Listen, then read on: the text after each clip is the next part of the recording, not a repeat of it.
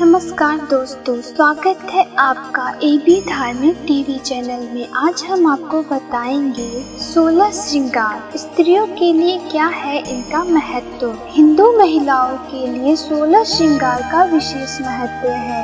विवाह के बाद स्त्री इन सभी चीजों को अनिवार्य रूप से धारण करती है। हर एक चीज का अलग महत्व है। यहाँ जानिए इन चीजों से जुड़ी खास बातें। बिंदी, स्त्रियों के लिए बिंदी लगाना अनिवार्य परंपरा है। शास्त्रों के अनुसार बिंदी को घर परिवार की सुख समृद्धि का प्रतीक माना जाता है। माथे पर बिंदी जहाँ लगाई जाती है वहाँ आज्ञा चक्र होता है। इसका संबंध मन से है।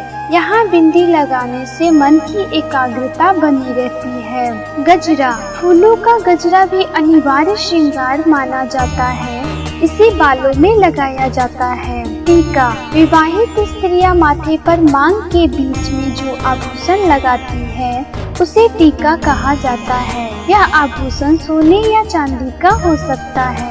सिंदूर, विवाहित स्त्रियों के लिए सिंदूर को सुहाग की निशानी मानी जाती है। मान्यता है कि सिंदूर लगाने से पति की आयु में वृद्धि होती है। सिर पर जहाँ मांग में सिंदूर भरा जाता है वहाँ मस्तिष्क की महत्वपूर्ण ग्रंथि होती है जिसे ब्रह्मरंध्र कहा जाता है। यह ग्रंथि बहुत संवेदनशील होती है। इस स्थान पर सिंदूर लगाने से स्त्रियों को मानसिक शक्ति मिलती है। सिंदूर में पारा धातु होती है जो कि ब्रह्मरंध्र के लिए औषधि की तरह है।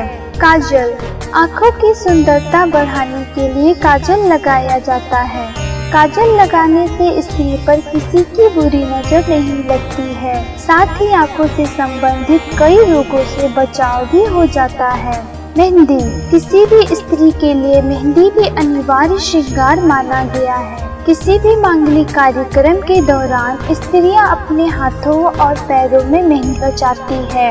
ऐसा माना जाता है कि विवाह के बाद नववधू के हाथों में मेहंदी जितनी अच्छी रचती है उसका पति उतना ही ज्यादा प्यार करने वाला होता है। मेहंदी त्वचा से जुड़ी कई बीमारियों में औषधि का काम करती है। मंगलसूत्र और हार, स्त्रियां गले में हार पहनती हैं। विवाह के बाद मंगलसूत्र भी अनिवार्य रूप से पहनने की परंपरा है। मंगलसूत्र में काले मोतियों से स्त्री पर बुरी नजर का बुरा असर नहीं पड़ता है। लाल रंग के कपड़े, कन्या विवाह के समय जो खास कपड़े पहनती है वह भी अनिवार्य श्रृंगार है। ये परिधान लाल रंग का होता है और इसमें ओढ़नी, चोली और घाघरा शामिल होता है। बाजूबंद, सोने या चांदी के कड़े स्त्रियां बाहों में धारण करती हैं।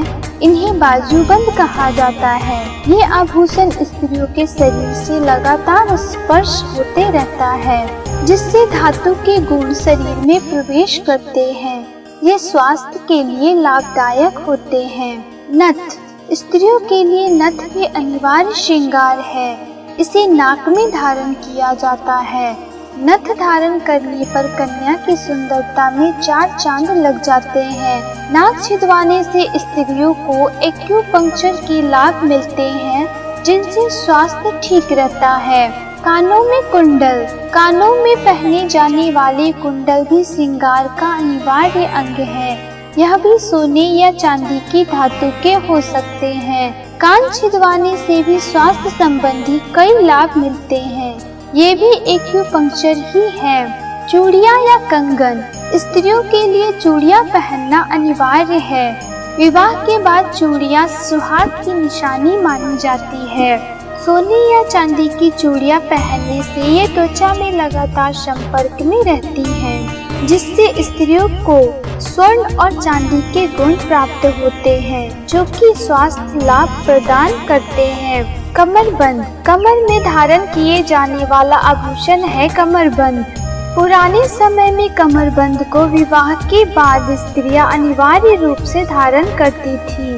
अंगूठी, उंगलियों में अंगूठी पहनने की परंपरा प्राचीन काल से चली आ रही है।